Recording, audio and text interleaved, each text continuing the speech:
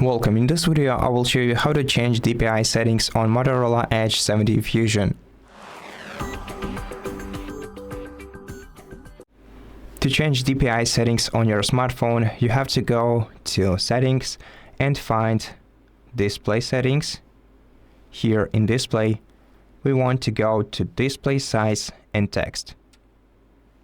And in this menu, at the top, we have the preview of what our current DPI looks like right now.